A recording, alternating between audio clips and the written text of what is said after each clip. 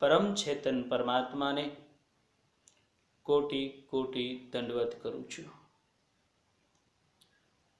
એમ કહેવાયું છે કે દરેક ધર્મનો મર્મ કર્મ છે. આજે આપણે અહીં કર્મના સિદ્ધાંત વિશે થોડી વાતો કરવી છે. કર્મ એટલે શું તે સમજવાની કોશિશ કરવી છે અને તે સમજ્યા પછી કર્મના કાયદાની અંદર રહીને જીવન કેવી રીતે જીવવું અને સાથે સાથે મોક્ષ તરફ કેવી રીતે પ્રયાણ કરવું, આવો એ બધું યથાર્થ રીતે સમજવાની કોશિશ કરીએ.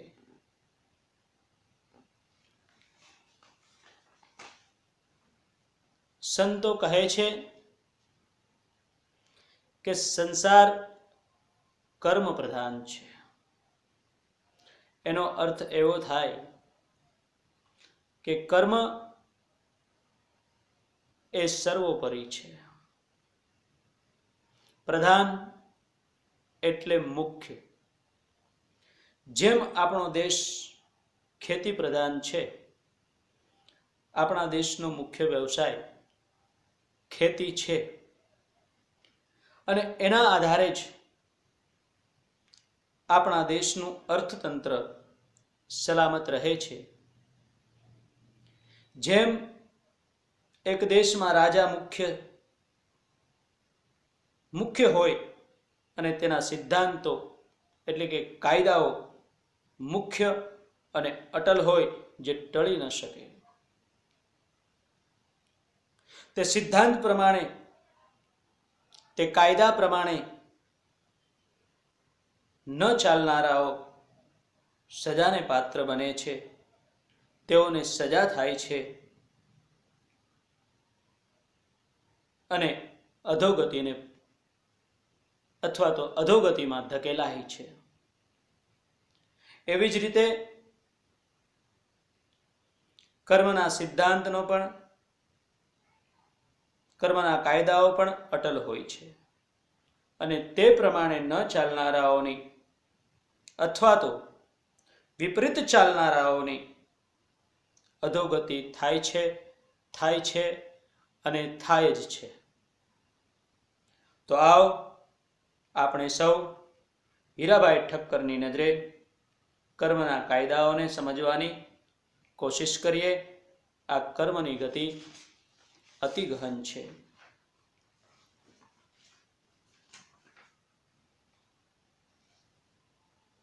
ભગવાન શ્રી કૃષ્ણે સ્વમુખે ગીતામાં કહ્યું છે કે કર્મની ગતિ ગહન છે. શ્રી કૃષ્ણના મિત્ર સુદામાજી કર્મની ગહનતા ગાતા કહે છે, ગહન દિશે છે કર્મની ગતિ, ગહન દિશે છે કર્મની ગતિ, એક ગુરુના અમે વિદ્યાર્થી. ગહન દિશે છે કર્મની ગતિ, એક ગુરુના અમે વિદ્યાર્થી. તે થઈ બેઠો પૃથ્વીપતિ, મારા ઘરમાં ખાવા રજ નથી. રમાડતો તો ગોકુળમાં લાકડા, ગુરુને ઘેર લાવતો એ લાકડા. રમાડતો તો ગોકુળમાં માકડા, ગુરુને ઘેર લાવતો તો એ લાકડા. તે આજ બેઠો સિંહાસન પર ચડી, મારે તો એ જ તુમડી અને એ જ લાકડી. કર્મની ગતિ અટપટી છે, કારણ કે જીવન અટપટું છે. એક માણસ દુઃખી કેમ અને બીજો માણસ સુખી કેમ? વધારે આશ્ચર્ય તો એ દેખાય છે કે હરામખોરો, લુચ્ચાઓ, કાળાબાજારિયાઓ, લાંચ લેનારાઓ સુખી દેખાય છે. તેમની પાસે બંગલા, મોટરો, રેડિયો, લાખો રૂપિયા છે, કરોડો રૂપિયા છે, તમામ ભોગ વૈભવની સામગ્રી છે. જ્યારે ન્યાય, નીતિ અને ધર્મથી પવિત્ર જીવન જીવનારા લોકો એકદમ દુઃખી દેખાય છે. એનું કારણ શું? આવું જ્યારે જગતમાં પ્રત્યક્ષ દેખાય છે ત્યારે ઈશ્વરમાંથી આપણી શ્રદ્ધા ડગી જાય છે. આ સૃષ્ટિના સંચાલનમાં કોઈ કાયદો કાનૂન હશે કે નહીં, કે બધું અંધેર જ ચાલે છે? આવો પ્રશ્ન પણ થાય છે. આવું જોઈને આપણને કેટલીક વખત એમ લાગે કે ખુદા કે ઘેર દેર ભી હૈ और अंधेर भी है. પરંતુ વાત એ છે, ખરી વાત એ છે, ખરી હકીકત એ છે કે ખુદા કે ઘેર દેર भी नहीं है और अंधेर भी नहीं है. આ વાતને યથાર્થ રીતે સમજવા માટે કર્મના કાયદાનો અભ્યાસ કરવાની જરૂર છે.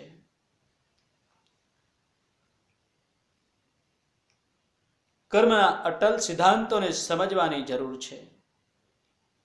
દુનિયામાં દરેક ડિપાર્ટમેન્ટને ચલાવવા માટે, નિયંત્રણમાં રાખવા માટે કાયદા ઘડાયેલા હોય છે. પોલીસ ખાતા માટે પોલીસ મેન્યુઅલ હોય છે. ન્યાય માટે ઇન્ડિયન પિનલ કોડ હોય છે.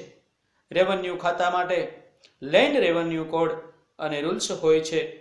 રેલવે ખાતાના પણ કડક કાયદાઓ ઘડેલા હોય છે. એવી જ રીતે આખી સૃષ્ટિના અને અનેક બ્રહ્માંડોના સંચાલન માટે પણ નીતિ નિયમો છે જ. જેમ કે સૂર્ય નિયમિત ઉગે અને આથમે, પૃથ્વી, તારા, નક્ષત્રો નિયમિત ગતિ કરે, વરસાદ ચોમાસામાં નિયમિત વરસે, જગતની ઉત્પત્તિ, સ્થિતિ અને લય વ્યવસ્થિત રીતે થાય વગેરે વિશ્વના સંચાલન માટે પણ અને તે સુવ્યવસ્થિત ચાલે તેને માટેનો પણ કાયદો છે. અને તે કાયદો છે કર્મનો કાયદો.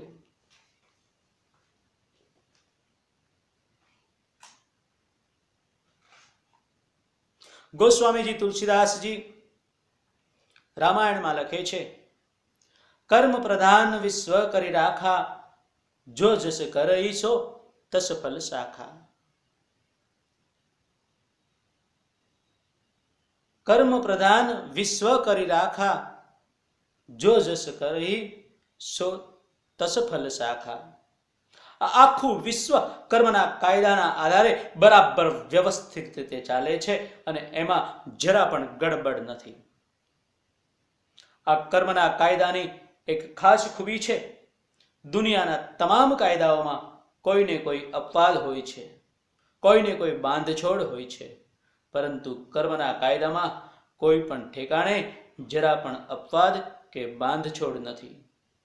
ખુદ ભગવાન રામના બાપ થતા હોય તો પણ રાજા દશરથને કર્મના નિયમ પ્રમાણે પુત્રના વિરહથી મૃત્યુને ભેટવું પડ્યું હતું. એમાં ખુદ ભગવાન રામ પણ એમ ન કહી શકે કે રાજા દશરથ મારા બાપ થતા હોવાથી કાયદામાં થોડી બાંધછોડ કરો. અપવાદ રૂપે હું તેમને 14 વર્ષનું જીવતદાન આપીશ. નિર્ગુણ નિરાકાર શુદ્ધ બ્રહ્મ પણ જ્યારે સગુણ સાકાર બનીને દેહ ધારણ કરીને પૃથ્વી પર પધારે છે ત્યારે તેમને પણ આ કર્મના કાયદાનું સુસ્ત પાલન કરવું પડે છે. કર્મના કાયદામાં ક્યારેય દેર પણ નથી અને અંધેર પણ નથી, જરા પણ બાંધછોડ પણ નથી, લાગબગશાહી નથી, કોઈ અપવાદ નથી. એ કાયદાની ખાસ ખૂબી છે. હવે આ કર્મના કાયદાઓને વ્યવસ્થિત રીતે સમજીએ. કર્મ એટલે શું? સૌથી પહેલો સવાલ. આપણે કર્મ કર્મ કરીએ છીએ, પણ કર્મ એટલે શું? સાદીને સરળ ભાષામાં ટૂંકામાં કહીએ, ટૂંકામાં કર્મની વ્યાખ્યા કરીએ તો કર્મ એટલે આપણે જે કાંઈ ક્રિયા કરીએ છીએ તે કર્મ કહેવાય. ખાવું, પીવું, નાહવું, ધોવું, ચાલવું, ઊભા રહેવું, નોકરી કરવી, ધંધો કરવો, વિચાર કરવો, વેપાર કરવો, ઊંઘવું, જાગવું, જોવું, સાંભળવું, સૂંઘવું, સ્પર્શ કરવો, બોલવું, શ્વાસોશ્વાસ લેવા, મૂકવા, જન્મવું, જીવવું, મરવું ઇત્યાદિ તમામ શારીરિક અને માનસિક ક્રિયાને કર્મ કહેવાય છે. આ કર્મના મુખ્યત્વે 3 ભાગ છે. એક, ક્રિયામણ કર્મ, બીજું સંચિત કર્મ અને ત્રીજું પ્રારબ્ધ કર્મ. હવે આ ત્રણેય ક્રિયામણ કર્મ, સંચિત કર્મ અને પ્રારબ્ધ કર્મ એ ત્રણેયને આપણે સમજીએ. સૌથી પહેલા ક્રિયામણ કર્મ. માણસ સવારે જાગે અને ઉઠે ત્યારથી રાત્રે સૂઈ જાય ત્યાં સુધી જે જે કર્મ કરે તે ક્રિયામણ કર્મ કહેવાય. સવારથી સાંજ સુધી, સોમવારથી રવિવાર સુધી, 1લી તારીખથી છેલ્લી તારીખ સુધી, કારતક સુધી, એકમથી આસોવદ અમાસ સુધી, જન્મે ત્યારથી અને મરે ત્યાં સુધી માણસ જે જે કર્મ કરે તે તમામ ક્રિયામણ કર્મ કહેવાય. આવા જે જે ક્રિયામણ કર્મ કરે તે અવશ્ય ફળ આપે, પછી જ તે શાંત થાય. ફળ આપ્યા સિવાય શાંત થાય નહીં. ક્રિયામણ કર્મને ફળ આપે જ છૂટકો. ફળ તમે ક્રિયા કરી એટલે ફળ ભોગવવું પડે ને ભોગવવું જ પડે. એના વગર તમે છૂટો નહીં. દાખલા તરીકે તમને તરસ લાગી, તમે પાણી પીધું. પાણી પીવાનું કર્મ કર્યું કે ના કર્યું? કર્યું. તરસ મટી ગઈ, કર્મએ ફળ આપી દીધું કે ના આપી દીધું? ફળ આપીને શાંત થઈ ગયું. એમ તમે ખાધું, ખાવાનું કર્મ કર્યું, ભૂખ મટી ગઈ, કર્મએ ફળ આપી દીધું અને શાંત થઈ ગયું. તમે નાયા, નાવાનું કર્મ કર્યું, શરીર શુદ્ધ થઈ ગયું, કર્મનું ફળ મળી ગયું. કર્મ ફળ આપીને શાંત થઈ ગયું. તમે કોઈને ગાળ દીધી, તેણે તમને લાફો માર્યો, કર્મનું ફળ મળી ગયું. કર્મ ફળ આપીને શાંત થઈ ગયું. આવી રીતે તમામ ક્રિયામણ કર્મને ફળ બાજે અને બાજે જ ફળ ભોગવા વિને જ શાંત થાય. હવે આપણે સમજીએ સંચિત કર્મ વિશે. પરંતુ કેટલાક ક્રિયામણ કર્મ એવા હોય કે તે કર્મકર્તાની સાથે તાત્કાલિક ફળ આપતા નથી. એનું ફળ મળતા વાર લાગે અને કર્મના ફળ પાકતા વાર લાગે ત્યાં સુધી તે કર્મ કાચા રહે છે અને કર્મ ફળ આપે નહીં ત્યાં સુધી સિલકમાં પડ્યા રહે, જમામાં પડ્યા રહે, સંચિત થાય. એને કહેવાય સંચિત. સંચિત એટલે આપણી ભાષામાં સિલક. જે આજે પૈસા આપણે વાપર્યા નહીં, બેંકમાં મૂકી દીધા, એ સંચિત. અથવા તો વીમામાં ભરી દીધા, સમય થાય એટલે પાકીને આવી જાય, એ સંચિત. એને સંચિત કર્મ કહેવાય. કર્મ ફળ આપે નહીં ત્યાં સુધી તે સિલકમાં જમા રહે, એ સંચિત થાય છે અને તેને સંચિત કર્મ કહેવાય. દાખલા તરીકે તમે આજે પરીક્ષાનું પેપર લખ્યું, 1 મહિના પછી એનું પરિણામ બહાર આવે. તમે સવારે રેસ લીધો હોય તો 4 કલાક પછી બપોરે તમને રેસ લાગે. તમે આજે કોઈને ગાળ દીધી હોય, 10 દિવસ પછી લાગ જોઈને એ તમને લાફો મારી જાય. તમે તમારી જુવાનીમાં તમારા મા બાપને દુઃખી કર્યા હોય, તમારો દીકરો તમારી વૃદ્ધાવસ્થામાં તમને દુઃખી કરે, તમે આ જન્મમાં સંગીત વિદ્યાની ઉપાસના માટે મહેનત કરી હોય, આવતા જન્મમાં નાનપણથી તમે સારું સંગીત ગાઈ શકો, એમ કેટલાક ક્રિયામણ કર્મો તાત્કાલિક ફળ આપતા નથી, પરંતુ સમયાંતરે કાળે કરીને પાકે ત્યારે ફળ આપે છે. ત્યાં સુધી તે સંચિતમાં પડ્યા રહે છે.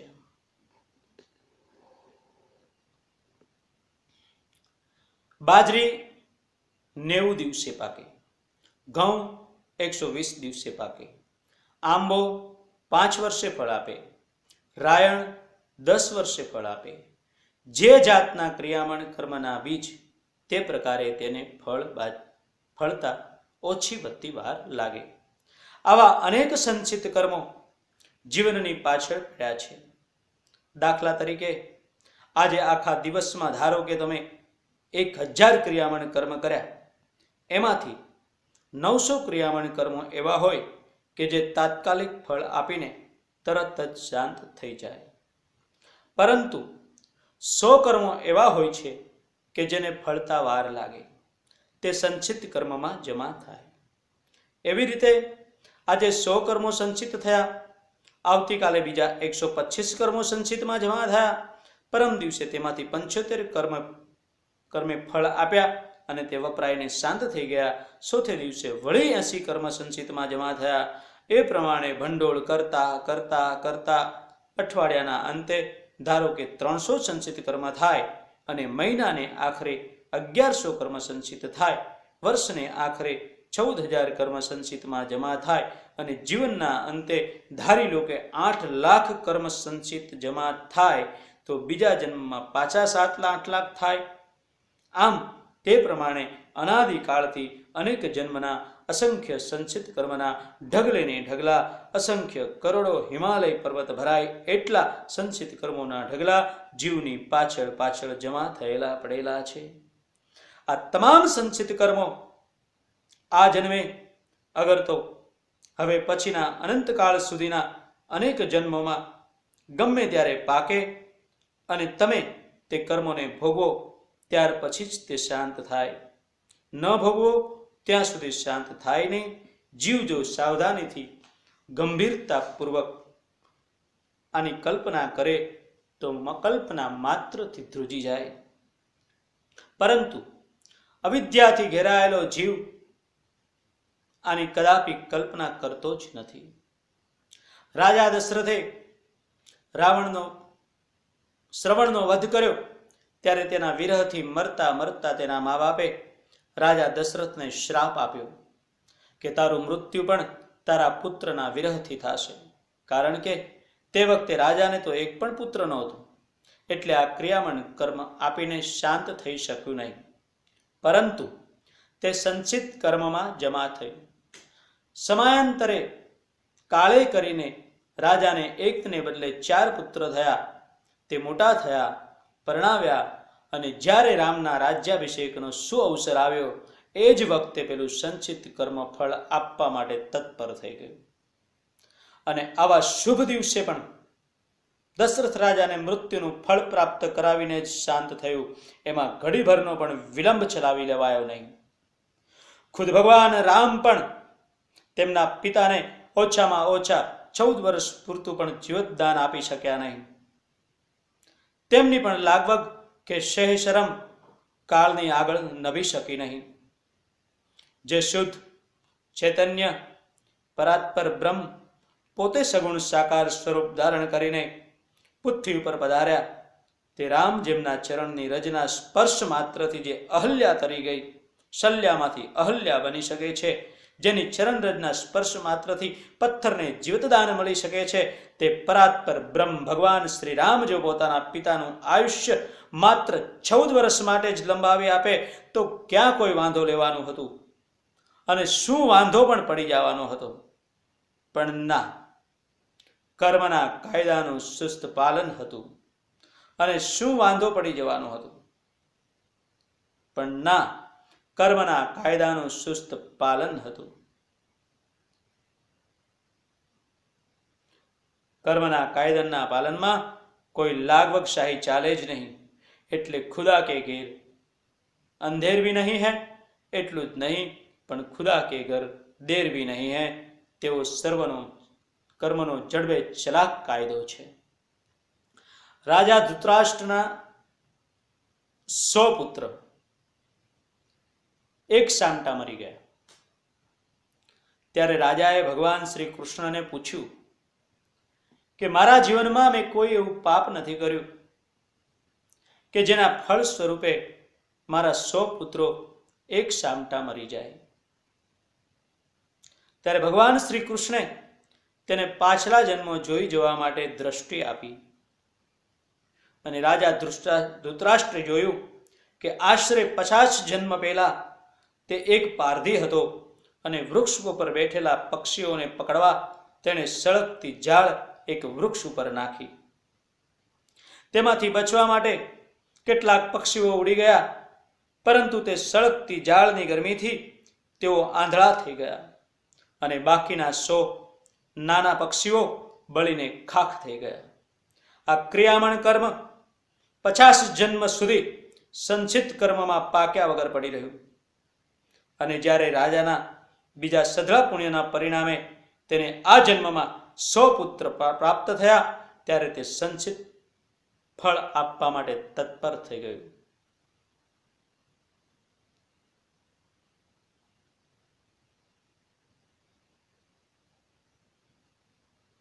તેથી તેને આ જીવનમાં અંધાપો આવ્યો અને તેના 100 પુત્રો મરણ પામ્યા. 50 જન્મ પછી પણ તેના ક્રિયામણ કર્મે તેનો પીછો છોડ્યો નહીં.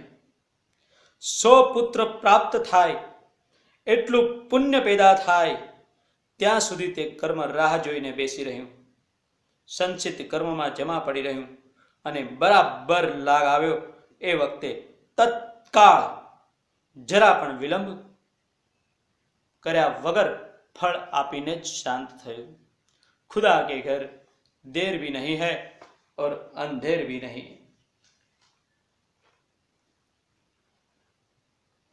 તમે કોઈની પાસેથી 50,000 રૂપિયા માંગતા હોય અને તે માણસે દિવાળું ફૂક્યું હોય, તેની પાસે ફૂટી કોડી પણ ન હોય તો એ તમને કેવી રીતે આપે? પણ થોડા સમય પછી, થોડા વર્ષ પછી તે માણસ બીજો કોઈ ધંધો કરીને 1,00,000-2 લાખ રૂપિયા કમાય અને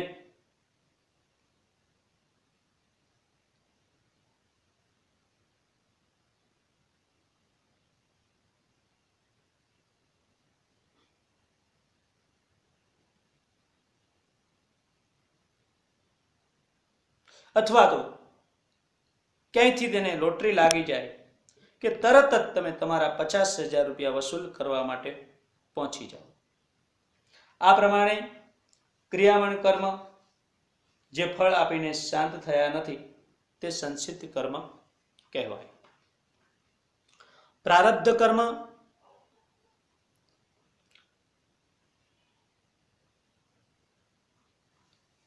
જે સંચિત કર્મ પાકે અને ફળ આપવાને તૈયાર થાય તેને પ્રારબ્ધ કર્મ કહેવાય. તેને આપણે આપણી સાદી ભાષામાં ભાગ્ય કહીએ છીએ. આપણે કહીએ છીએ ને કે ભાગ્યમાં લખ્યું હોય એ જ થાય, પણ તે ભાગ્ય તે બીજી કોઈ વસ્તુ નથી. એ આપણા આગળના કર્મોમાંથી જે સંચિત કર્મો જમા થયા છે તે ભાગ્ય બનીને, પ્રારબ્ધ બનીને આપણી સામે આવે છે. અનાદિકાળથી જન્મ જન્માંતર સંચિત કર્મોના અસંખ્ય કરોડો હિમાલયો ભરાય એટલા ઢગલા જીવની પાછળ ભમ્યા કરે છે. તેમાંથી જે સંચિત કર્મો પાકીને ફળ આપવા તૈયાર થાય તેવા પ્રારબ્ધ કર્મોને ભોગવવાને અનુરૂપ શરીર જીવને પ્રાપ્ત થાય છે અને તે શરીર કાળ દરમિયાન તે પ્રમાણે પ્રારબ્ધ કર્મ ભોગવ્યા પછી જ દેહ પડે છે. પ્રારબ્ધ કર્મ ભોગવવાને અનુરૂપ દેહ, આરોગ્ય, સ્ત્રી, પુત્રાદિક, સુખ, દુઃખ વગેરે તે જીવનકાળ દરમિયાન જીવને આવી મળે અને તે પ્રારબ્ધ કર્મ પૂરેપૂરા ભોગવ્યા સિવાય દેહનો છુટકારો થાય નહીં. ઘડપણમાં લકવો થાય અને 10 વર્ષ સુધી ખાટલામાં પડ્યા ગંધાય અને હે ભગવાન, હવે મારો ક્યારે છુટકારો થશે, મારું પાનિયું ક્યારે નીકળશે, એમ અનેક વાર બકવાસ કર્યા કરે, બરાડા પાડ્યા કરે, તો પણ જ્યાં સુધી પૂરેપૂરા પ્રારબ્ધ કર્મ ભોગવી રહે નહીં ત્યાં સુધી તે દેહ છૂટે નહીં. અને પ્રારબ્ધ કર્મ ભોગવીને સમાપ્ત થયા પછી છોકરો મોઢામાં પાણી રેડે તો નાકે થઈને નીકળી જાય, પરંતુ એક ટીપું પાણી પાવા, એક પણ વધારાનો શ્વાસ લેવા પણ જીવ ઊભો રહે નહીં. દેહ તરત જ છૂટી જાય અને પછી જે બીજા સંચિત કર્મો પાકીને ફળ આપવા તૈયાર થયા હોય તે પ્રારબ્ધ કર્મના ફળ ભોગવવાને અનુકૂળ એવો બીજો દેહ જીવ ધારણ કરે અને તેને અનુરૂપ માતા, પિતા, સ્ત્રી, પુત્રાદિ તેને મળે અને તે જીવનકાળ દરમિયાન તે જીવનમાં ભોગવવાના તમામ પ્રારબ્ધ કર્મો ભોગવીને છૂટે. એમ જીવ વારંવાર જન્મ મરણના ચક્કરમાં ભમ્યા કરે. આમ અનાદિકાળથી અનેક જન્મ જન્માંતરમાં જમા થયેલા સંચિત કર્મો પાકીને ફળ આપવા પ્રારબ્ધ રૂપ તૈયાર થતા જાય, તેમ તે અનંતકાળ સુધી જુદા જુદા દેહ ધારણ કરે અને ધારણ કરતો જ રહે. જ્યાં સુધી દેહ ધારણ કરવા પડે ત્યાં સુધી તેનો મોક્ષ થયો એમ ન ગણાય. એ હિસાબથી શ્રી શંકરાચાર્ય કહે છે તેમ પુનરપી જનનમ પુનરપી મરણમ પુનરપી જનની જઠરે શયનમ પુનરપી જનનમ પુનરપી મરણમ પુનરપી જનની જઠરે શયનમ ઇહ સંસારે ખલુ દુસ્તારે કૃપ ચપારે પાહી મુરારે. અનેક યોનિઓમાં જીવ ભટક્યા જ કરે, નવા ક્રિયામણ કર્યા જ કરે, એમાંથી અનેક સંચિત કર્મો જમા થયા જ કરે. તે કાળે કરીને પાકીને ફળ આપવા માટે તૈયાર થઈને પ્રારબ્ધ રૂપે જીવની સામે આવીને ઊભા રહે અને અનંતકાળ સુધી જીવનો મોક્ષ થવા દે નહીં. એટલે સંસાર સાગર દુસ્તર કહેવાયો છે. કર્મ કર્યું કે તેનું ફળ છોટ્યું જ સમજી લેજો. પછી તમે ફળ ભોગવવામાંથી છટકી શકો નહીં. છટકવા તમે ગમે તેટલા ઉધામા કરો તો પણ ફળ ભોગવ્યા સિવાય કર્મ શાંત થાય નહીં. તમારી પાછળ ફળ ભમ્યા કરે, ભોગવીને જ છુટકારો કરે. કદાચ તમે બુદ્ધિશાળી હો અને આ દુનિયાની કોર્ટમાં સારા વકીલ રોકીને છટકો, પણ ઉપલી સુપ્રીમ કોર્ટ, કુદરતની કોર્ટ તમને જાલી પાડે, છોડે નહીં. ત્યાં કોઈ વકીલની દલીલ કે સિફારિશ ચાલે નહીં. ઘણા વર્ષ પહેલાની વાત છે. અમદાવાદમાં એક પ્રખર વિદ્વાન, સેશન જજ, જાતે નાગર બ્રાહ્મણ અને સુસ્ત વેદાંતી, કર્મના કાયદાના અઢંગ અભ્યાસી સાબરમતી નદી પાસે રહેતા એક સવારે પરોઢિયે મળસ્કામાં થોડા અંધારામાં નદીના વાઘામાં કુદરતી હાજતે જવા બેઠા હતા. ત્યાં નજીકમાંથી એક માણસ દોડતો આવ્યો અથવા તો પ્રચાર થયો.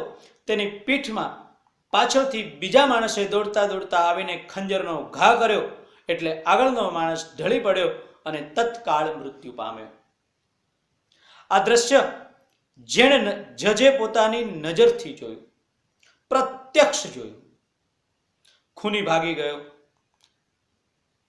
તેની પણ સેશન જજે બરાબર તેને પણ ઓળખી લીધો. સેશન જજ ઘેર આવ્યા, પણ આ બનાવની કોઈને વાત કરી નહીં. કારણ કે આ ખૂનનો કેસ છેવટે તો તેની કોર્ટમાં જ આવવાનો હતો. પછી પોલીસ ઇન્કવાયરી શરૂ થઈ.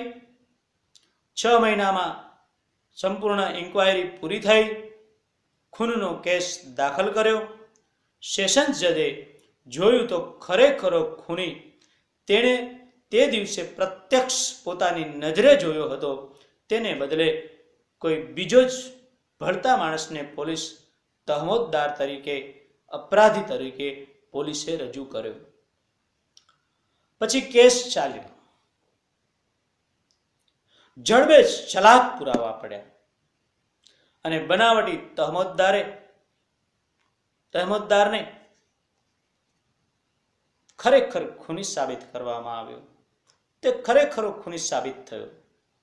સેશન્સ જજ ચોક્કસ જાણતા હતા કે આ બનાવટી અપરાધી ખરેખર અપરાધી નથી, ખરેખર તે ખૂની નથી, પણ પુરાવાના કાયદાના મુજબ ન્યાયાધીશે પુરાવાના આધારે જજમેન્ટ આપવું પડે. એમાં ન્યાયાધીશનો પોતાનો અનુભવ કામ લાગે નહીં, એટલે બનાવટી તહમતદારને સજ્જડ પુરાવાના આધારે ખૂની ઠરાવીને ફાંસીની સજા ફરમાવવાની સેશન્સ જજને ફરજ પડી. પરંતુ આ સેશન જજ પ્રખર વેદાંતી અને ઈશ્વરના કર્મના કાયદાના પાકા અભ્યાસી હતા. તેમને લાગ્યું કે ખરો ખૂની છટકી જાય છે અને નિર્દોષ બનાવટી તહમતદાર માર્યો જશે, એટલે કોર્ટમાં ખૂનની સજાનો હુકમ ફરમાવતા પહેલા સેશન્સ જજે પેલા બનાવટી તહમતદારને પોતાની ચેમ્બરમાં બોલાવ્યો. બનાવટી તહમતદાર રડી પડ્યો અને કહ્યું કે હું તદ્દન નિર્દોષ છું, મેં ખૂન કર્યું નથી અને હું ખોટો માર્યો જાઉં છું. કારણ કે પોલીસને સાચો ખૂની જડ્યો નહીં, તેથી પહેલાના મારા ખાનગી અહેવાલોના આધારે પોલીસે મને પકડીને મારી વિરુદ્ધ સજ્જડ પુરાવો ઊભો કરી દીધો છે અને કોર્ટની દ્રષ્ટિએ કાયદા મુજબ હું ખૂની પુરવાર થયો છું. સેશન્સ જજે કહ્યું કે આ હકીકત બરાબર જાણું છું. સાચો ખૂની મેં મારી નજર જોયો છે, તેને હું ઓળખું છું, અને તું નિર્દોષ છું એ પણ હું બરાબર જાણું છું. પરંતુ મારા જજમેન્ટમાં હું આ વાત કાયદેસર લાવી શકતો નથી. કાયદો પુરાવાના આધારે ચાલે છે અને પુરાવો સંપૂર્ણ રીતે તારી વિરુદ્ધ પડેલો હોવાથી હું તને કાયદેસરનો ખૂની ઠેરાવીને ફાંસીની સજા આપીશ. પરંતુ ઈશ્વરે બનાવેલા કર્મના કાયદામાં ક્યાંક ગડબડ તો કે ગફલત તો નથી થઈને, તેની ખાતરી કરવા હું તને આજે ખાનગીમાં એક સવાલ પૂછું, તેનો તું મને બિલકુલ સાચો જવાબ આપજે. હવે મરતી વખતે જરા પણ જૂઠું બોલીશ નહીં. મારો સવાલ એ છે કે ભૂતકાળમાં તે કોઈ વખત ખૂન કરેલું ખરું? બનાવટી તહમતદારે ગળગળા સાદે ઈશ્વરને માથે રાખીને એકદમ સાચું કહી દીધું કે મેં ભૂતકાળમાં 2 ખૂન કરેલા અને તેના કેસ પણ ચાલેલા, પરંતુ તે વખતે મેં હોશિયાર વકીલો રોકેલા અને ખૂબ પોલીસ ખાતામાં પૈસા વેરેલા, તેથી હું બંને કેસોમાં નિર્દોષ છૂટી ગયેલો. પરંતુ આ કેસમાં હું ખરેખર નિર્દોષ હોવા છતાંય માર્યો જાઉં છું. સેશન જજને ગેડ બેસી ગઈ કે ઈશ્વરના કર્મના કાયદામાં ક્યાંય ગફલત નથી. પહેલા 2 ખૂન વખતે તે અપરાધીનું પુણ્ય વધતું હશે, તેથી તેના ક્રિયામણ કર્મોને ફળ આપવામાં વાર લાગી અને તે કર્મ સંચિતમાં જમા થયું. અને હવે જ્યારે તેનું પુણ્ય પરવારી રહ્યું છે, ત્યારે પાછલા 2 ખૂનના ફળ રૂપે તે સંચિત કર્મ પાક્યા અને આ કેસમાં નિર્દોષ હોવા છતાંય અક્કર ચક્કરમાં ઝડપાઈ ગયો અને સંચિત કર્મો પાકીને પ્રારબ્ધ રૂપે તેની સામે ઉભા રહ્યા કે એને ફાંસીની સજા આપો અને ફાંસીને માછડે લટકાવી દીધો. કર્મના કાયદામાં વકીલ જજની હોશિયારી કે સિફારત ચાલે નહીં. કાયદામાં કદાચ પુણ્ય તપતું હોય, અગર ક્રિયામણ કર્મ પાકતા વાર લાગે, તે દરમિયાન જગતની દ્રષ્ટિએ ગુના કરવા છતાંય ફાવી જતો લાગે, પણ સંચિત કર્મો લાગ આવે પાકીને પ્રારબ્ધ થઈને સામા આવે જ અને ફળ અપાવીને શાંત થાય. માટે કર્મ કરતા પહેલા 1000 વખત વિચાર કરવો જોઈએ. કર્મ થઈ ગયા પછી તેના ફળમાંથી છટકવા, ખોટા ફાફા મારવા નહીં, પરંતુ જ્યારે તે કર્મ પ્રારબ્ધ બનીને સામું આવે ત્યારે તેને સામી છાતીએ સહર્ષ ઝીલી લેવું અને ભોગવી લેવું, નહીં તો હસતા હસતા કરેલા પાપ રોતા રોતા પણ ભોગવવા તો પડશે જ. રાજા પરીક્ષિત સાંભળજો, રાજા પરીક્ષિત મહાજ્ઞાની, વિદ્વાન અને સંસ્કારી હતો, પરંતુ તેનાથી એક મહાન પાપ થઈ ગયું. ક્રોધના આવેશમાં એક નિરપરાધી ઋષિના ગળામાં એણે મરેલો સાપ પહેરાવી દીધો. રાજા ઘેર આવીને શાંત થતા તેને તેના દુષ્કર્મનો ખ્યાલ આવી ગયો અને તે પોકારી ઉઠ્યો, અહો મયા નિચ્મનાર્થવતમ કૃતમ નિરાગસી બ્રહ્મણી જૂટ દેશસી. અરે રે, મારાથી ભયંકર નીચ કર્મ થઈ ગયું. આ ક્રિયામણ કર્મના ફળ સ્વરૂપે તક્ષક નાગના કરડવાથી મરણ પામવાનું તેનું પ્રારબ્ધ થયું, પરંતુ આ ફળ ભોગવવામાંથી છટકવા તેણે લાગવગ લગાડવાની, અગર તો પોતાની સત્તાનો ઉપયોગ કરવાની જરા પણ પ્રયાસ ન કર્યો. તેણે ભગવાનને એવી પ્રાર્થના કરી કે હે ભગવાન શ્રી કૃષ્ણ, મારો દાદો અર્જુન અને તમો બંને મામા ફોઈના દીકરા ભાઈ થતા હતા. વળી તમો બંને સાળો બનેવી થતા હતા. તે હિસાબે તમો મારા ઘણા નજીકના સગા થાવ છો.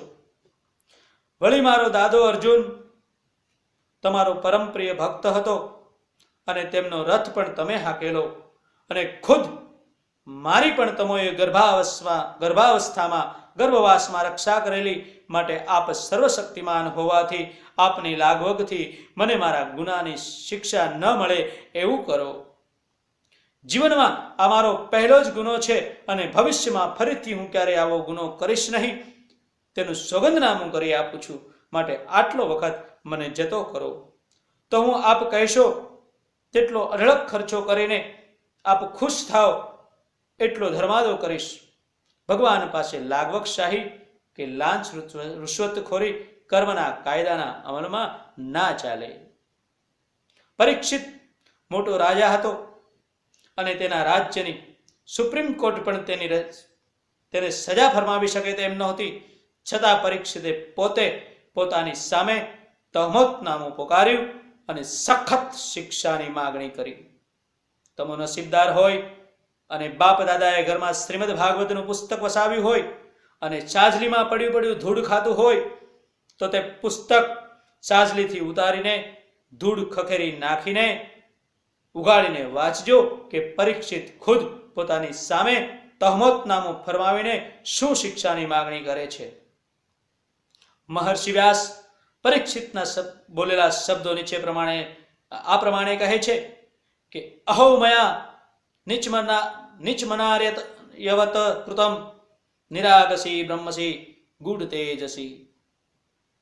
અરે રે, મેં એક નિરપરાધી બ્રાહ્મણ સાથે ઘણું જ નિશ અધમ કૃત્ય કર્યું અને મારા કરેલા ક્રિયામણ કર્મોના પરિણામે મારા પાપના નાશ માટે તાકીદે મને સખત શિક્ષા થાવ, જેથી કરીને ભવિષ્યમાં હું અગર મારો દાખલો લઈને બીજો કોઈ રાજા આવો નીચ કામ ના કરે.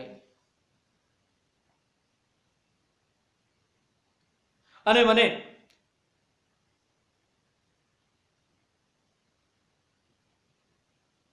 પછી પરીક્ષિત તે પોતાના ક્રિયામણ કર્મનું ફળ પ્રારબ્ધ સામી છાતીએ ભોગવી લીધું અને મોક્ષ પામ્યો. તેણે કર્મના ફળમાંથી છટકવા લાગવકશાહીનો ઉપયોગ ના કર્યો. ઉપયોગ કર્યો હોત તો પણ કર્મફળ આપ્યા સિવાય છોડત નહીં.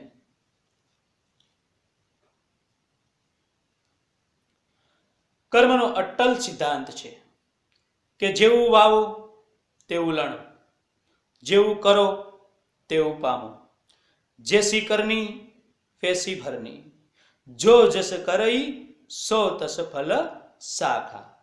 પરંતુ આપણા બધાનો પ્રત્યક્ષ અનુભવ એવો છે અને આપણે નજરો નજર એવું જોઈએ છીએ કે જે માણસ ન્યાય, નીતિ અને ધર્મથી ચાલે છે તે આ જગતમાં દુઃખી થતો જ દેખાય છે.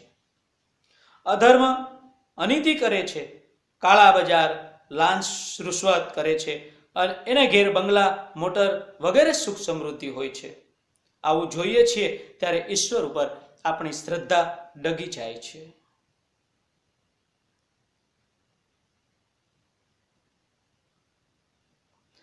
અને કર્મના કાયદાઓમાં કંઈક ગડબડ હોય એવું લાગે છે અને તેથી જ મેળવવાની આશામાં આપણે પણ અનીતિ અધર્મથી પૈસા પ્રાપ્ત કરવા પ્રેરાઈએ છીએ. આ એક ભયંકર ગેરસમજ છે. પુણ્યનું ફળ હંમેશા સુખ જ હોય છે અને પાપનું ફળ હંમેશા દુઃખ જ હોય છે. એમ છતાં જે માણસ પાપ કરતો હોવા છતાં સુખ ભોગવતો દેખાય તો તે સુખ તેના હાલના પાપ કર્મોનું ફળ નથી, પરંતુ તેણે પૂર્વે કરેલા પુણ્ય કર્મો જે સંચિતમાં જમા પડ્યા હતા તે પાકીને પ્રારબ્ધ રૂપે તેને સુખ આપતા હોય છે અને હાલના પાપ કર્મોને ત્યાં સુધી ફલિત થવામાં વિલંબ કરવો પડે છે. પરંતુ જ્યારે તેના પૂર્વના પુણ્ય કર્મોનું બનેલું પ્રારબ્ધ વપરાઈ જશે કે તુરત જ તેના પાપ કર્મોનું પાકેલું ફળ દુઃખ પ્રારબ્ધ રૂપે સામું આવીને તેનું દુઃખ ભોગવાવશે. જ્યાં સુધી પૂર્વ કરેલું પુણ્ય તપે છે ત્યાં સુધી કેટલીક વખત હાલમાં કરાતા પાપ કર્મો હુમલો કરતા નથી. કબીરા તેરા પુણ્ય કા જબ તક હૈ ભંડાર, કબીરા તેરા પુણ્ય કા જબ તક હૈ ભંડાર, તબ તક અવગુણ માફ હૈ કરો ગુના હજાર. પરંતુ જ્યારે પુણ્ય ખતમ થઈ જશે ત્યારે પુણ્ય પૂર્વેનું ખાતા હમણાં સુજે છે તોફાન, પુણ્ય પૂર્વેનું ખાતા હમણાં સુજે છે તોફાન, પણ એ ખર્ચી ખૂટે કે આગળ વસમું છે મેદાન. જીવડા માન માન રે માન, હજી એ કેમ ના આવે શાન. જ્યારે હાલમાં ન્યાય નીતિથી ચાલનારો માણસ કદાચ દુઃખી દેખાતો હશે, પરંતુ તેનું હાલનું દુઃખ તેણે પૂર્વ કરેલા પાપ કર્મો સંચિત કર્મોમાં જમા થયેલા તે પાકીને પ્રારબ્ધ રૂપે સામે આવીને ઉભેલા છે, તેથી તે માણસ દુઃખી છે. હાલમાં તે ન્યાય નીતિથી કરેલા કર્મો કાળે કરીને પાકશે ત્યારે તે સુખના સ્વરૂપમાં પ્રારબ્ધ રૂપે આવીને તેને જરૂર મળશે જ. એટલે તેણે કર્મના કાયદામાંથી શ્રદ્ધા ડગાવવાની, ન્યાય નીતિ છોડીને અધર્મનું આચરણ ન કરવું. પહેલા ગામડામાં અનાજ ભરવાની કોઠીઓ હતી, બહુ મોટી મોટી કોઠીઓ. એમાં ઉપરથી અનાજ નાખવામાં આવે અને કોઠીની નીચે એક બાકોરું હોય, એમાંથી જોતું હોય એટલું અનાજ કાઢવામાં આવે. હવે એ કોઠીમાં, ધારો કે એક કોઠી તમારી છે, તમારી કોઠીમાં ઘઉં ભરેલા છે, તમારી કોઠીમાં ઘઉં ભરેલા છે અને મારી કોઠીમાં કોદરા ભર્યા છે. હવે હાલમાં તમારી કોઠીમાં ઉપરથી કોદરા નાખો તો પણ કોઠીના નીચેના બાકોરામાંથી ઘઉં જ નીકળે, અને હું હાલમાં મારી કોઠીમાં ઉપરથી ઘઉં નાખતો હોય તો પણ જ્યાં સુધી મારી કોઠીમાં કોદરા પૂરેપૂરા ખલાસ ન થાય ત્યાં સુધી તે કોઠીના નીચેના બાકોરામાંથી કોદરા નીકળે નહીં. સમજાય છે ને?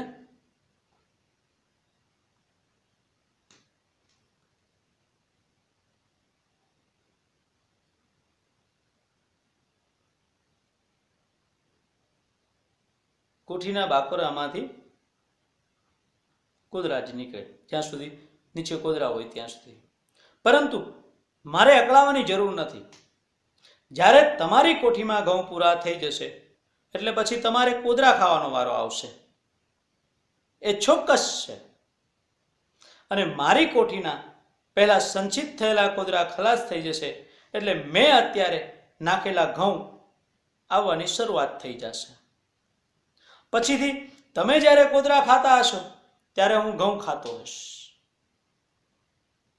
પરંતુ એ માટે મારે થોડી ધીરજ અને ઈશ્વર ઉપર શ્રદ્ધા અને કર્મના કાયદામાં વિશ્વાસ રાખવો જોઈએ.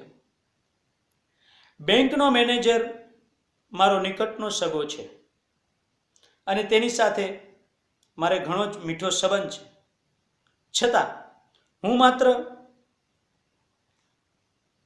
₹500નો છેક બેંકમાં મોકલું તો તે સ્વીકારે નહીં. ત્યારે તમારે તે બેંકના મેનેજર સાથે સખત દુશ્મનાવટ હોય છતાં પણ તમે હજારો રૂપિયાનો છેક આપો અને તે સ્વીકારે. કારણ કે મારી પાસે બેંકના એકાઉન્ટમાં સંચિત બેલેન્સ નથી. જ્યારે તમારી મોટી રકમ સંચિતમાં જમા છે, તેથી મારે બેંકના મેનેજર પર ખોટું ન લગાડાય, પરંતુ મારે કેડ બાંધીને મારા પુણ્યકર્મો સંચિતમાં જમા કરાવવા સતત પ્રયત્ન કરવા જોઈએ. ધારો કે એક માણસે પાપ કર્મ કર્યું, એના ફળ સ્વરૂપે તેનું એક દિવસ ભૂખ્યા ટીચાવાનું પ્રારબ્ધ નિર્માણ થયું. આ પ્રારબ્ધ તેને કોઈ પણ સંજોગોમાં છોડે નહીં. ભોગવ્યા સિવાય ક્રિયામણ કર્મ શાંત થાય નહીં.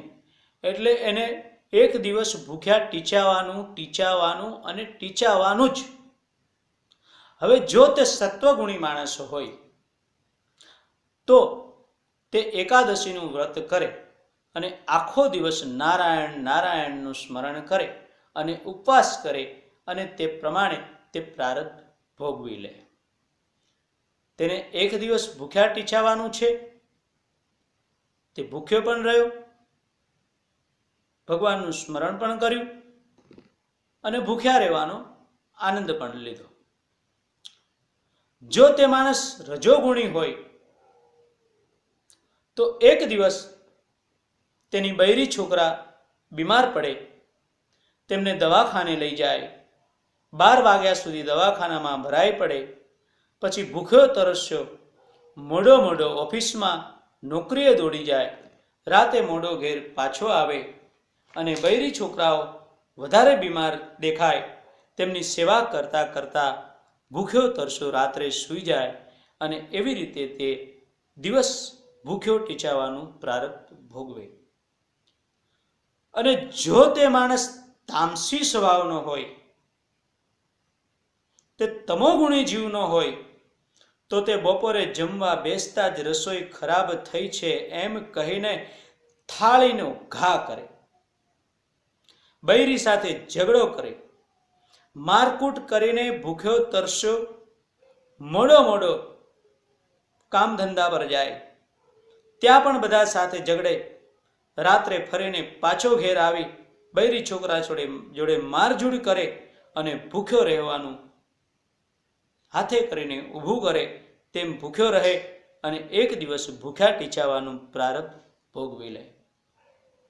હવે સત્વગુણી જીવ વ્રત ઉપવાસ કરીને એક દિવસ ભૂખ્યા રહેવાનું પ્રારબ્ધ ભોગવે છે અને સાથે સાથે પુણ્ય પ્રાપ્ત કરે છે, જેનાથી તેનું નવું ક્રિયામણ કર્મ બંધાય. રજોગુણી જીવ બૈરી છોકરાની સેવા ચિંતામાં એક દિવસ ભૂખ્યો રહી પ્રારબ્ધ ભોગવી લે. તે ન તો નવું પુણ્ય પેદા કરે, ન તો નવું પાપ પેદા કરે.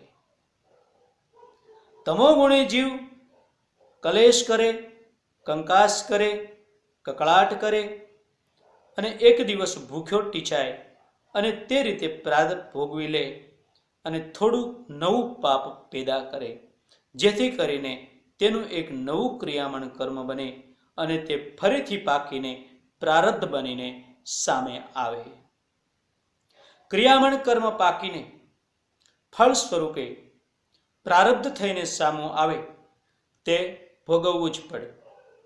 પરંતુ સત્વગુણી જીવ, રજોગુણી જીવ અને તમોગુણી જીવ ત્રણેયની પ્રારબ્ધ ભોગવવાની રીત ઉપર જણાવ્યા પ્રમાણે, આગળ આપણે કહ્યું તે પ્રમાણે અલગ અલગ હોય છે. ધારો કે મેં એક પવિત્ર ક્રિયામણ કર્મ કર્યું, તેના ફળ સ્વરૂપે પાકીને 1000 રૂપિયા મળવાનું મારું પ્રારબ્ધ નિર્માણ થયું. આ પ્રારબ્ધ હું જ્યાં સુધી ભોગવું નહીં ત્યાં સુધી આ 1000 રૂપિયા મારી પાછળ ભમ્યા કરે અને 1000 રૂપિયા મળે ત્યારે તે પ્રારબ્ધ ફળ ભોગવાવીને શાંત થાય. એક દિવસ રાત્રે 12 વાગે એક માણસ મારે ઘેર આવે, મારા રૂમની ડોરબેલ વગાડે અને મને કહે કે આ 1000 રૂપિયા તમે લાંચ ના લ્યો અને મારા બાપની જમીનમાંથી મારા ભાઈનો હક ડૂબાડીને એ બધી જમીન મારા ખાતે કરી દો. જો હું તમોગુણી જીવ હોય તો આ 1000 રૂપિયા લઈ તેની ગેરકાયદેસરની માંગણી પ્રમાણે તેને લાભ કરી આપો. એ પ્રમાણે મારું પ્રારબ્ધ 1000 રૂપિયા મેળવવાનું મેં ભોગવી લીધું અને મને મારું પહેલું ક્રિયામણ કર્મ પ્રારબ્ધ બનીને ફળ આપીને શાંત થઈ ગયું. પરંતુ સાથે સાથે મેં એક નવું પાપ કર્મ પેદા કર્યું, જે કર્મ પાકીને પ્રારબ્ધ રૂપે એક દિવસ મારી સામે અવશ્ય આવશે જ અને મારે તે ભોગવવું જ પડશે. હવે જો હું તમોગુણી જીવ ન હોય તો હું 1000 રૂપિયાની લાંચ લેવાની સ્પષ્ટ ના પાડી દઉં. તો પણ આ 1000 રૂપિયા કોઈ પણ પ્રકારે મને અપાવ્યા સિવાય મારું ક્રિયામણ કર્મ પ્રારબ્ધ રૂપે મને ફળ આપવા સિવાય શાંત થાય જ નહીં. આ 1000 રૂપિયા મારી પાછળ પાછળ ભમ્યા કરે. એક દિવસ ગરજવાળો માણસ મારી પાછે આવે અને મારું મકાન મેં 5000 રૂપિયામાં વેચવાનું નક્કી કર્યું છે તેના મને 6000 રૂપિયા આપે અને સોદો કરે. આવી રીતે હું રજોગુણી જીવ હોઉં તો મને 1000 રૂપિયા અપાવીને મારું ક્રિયામણ કર્મ પ્રારબ્ધ રૂપે મને ફળ ભોગવાવીને જ શાંત થાય. પરંતુ જો હું રજોગુણી જીવ ના હોઉં તો હું વચનથી બંધાયા પ્રમાણે 5000 રૂપિયાથી વધુ રકમ લેવાનો ઇનકાર કરી દઉં અને તે પ્રમાણે 1000 રૂપિયા વધારાના લેવાની ના પાડું. એ વખતે મારું પ્રારબ્ધ પાછું ઠેલાય. તો પણ આ 1000 રૂપિયા મને પ્રાપ્ત ન થાય ત્યાં સુધી મારું ક્રિયામણ કર્મ મારો ચાલ છોડે નહીં. હું એસટી બસનો કંડક્ટર છું. એક પેસેન્જર તેની 1 લાખ રૂપિયાની થેલી મારી બસમાં ભૂલી ગયો. તે થેલી લઈને હું તેને ઘેર આપવા ગયો.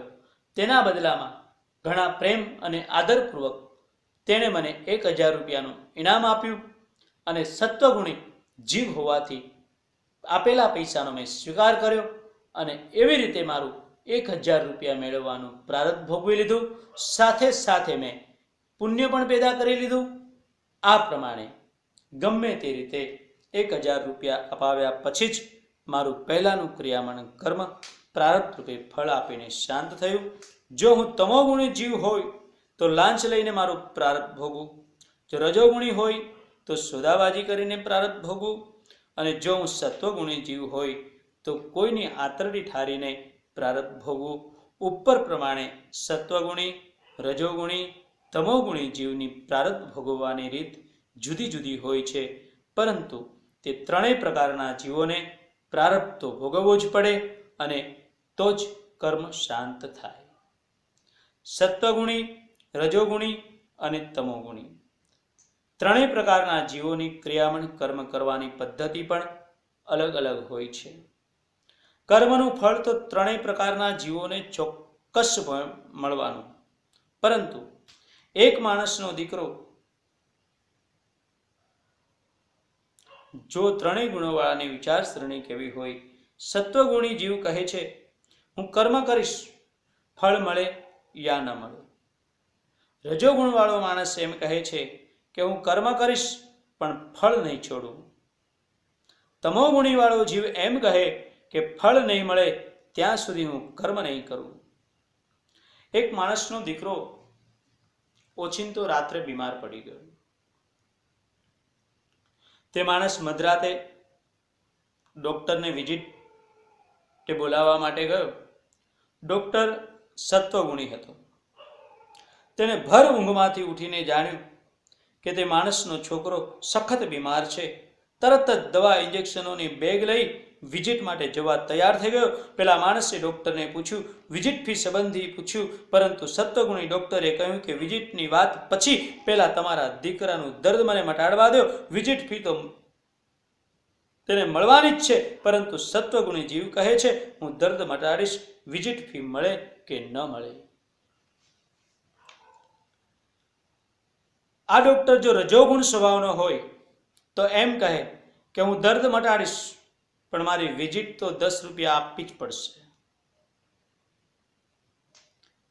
આ ડોક્ટર જો તમોગુણ સ્વભાવનો હોય તો એમ કહે કે પહેલા મારા પૈસા ફીના મને હાથમાં આપી દો, પછી હું વિઝિટે આવું. ત્રણેયને વિઝિટ ફી તો મળશે જ, પરંતુ ત્રણેયની ક્રિયામણ કર્મ કરવાની પદ્ધતિમાં ફરક છે. એટલે પેલો માણસ રાજી થઈ સત્વગુણી ડોક્ટરને 10 રૂપિયા આપે, રજોગુણી ડોક્ટર સાથે સોદાબાજી કરીને 10 રૂપિયા આપે અને તમોગુણી ડોક્ટરને જીવ કચાવીને 10 રૂપિયા આપે. સત્વગુણી, રજોગુણી અને તમોગુણી માલ ખરીદવા જાઓ એમાં પણ આવું જ હોય. તમે ઘી ખરીદવા જાઓ તો ઘીનો સત્વગુણી પદાર્થનો વેપારી કહે કે ભાઈ ઘી બરાબર ચાખી જુઓ, સૂંઘી જુઓ, પસંદ પડે તો લો. અને ઘી લઈને ઘેર ગયા પછી પણ થોડું વાપર્યા પછી તમને પસંદ ના પડે તો વધેલું ઘી પાછું આપી જાજો અને પૈસા પાછા લઈ જાજો. પણ જો રજોગુણી ચીજ ખરીદવા જાઓ, રેડિયો, ટીવી, ટ્યુબ, જે કાંઈ ઇલેક્ટ્રોનિક છે, ઇલેક્ટ્રિક સામાન વગેરે, એ રજોગુણી ભૌતિક સુખના સાધનો હોય, તે ખરીદવા જાઓ તો વેપારી તેના બિલમાં ચાપીને જ આપે કે માલ એક વખત લઈને દુકાનના પગથિયા ઉતરીને ઘેર ગયા પછી માલમાં કોઈ ભાંગતોડ અગર ખરાબ નીકળશે તો માલ પાછો લેવામાં આવશે નહીં અને પૈસા પાછા મળશે નહીં. આ રજોગુણી.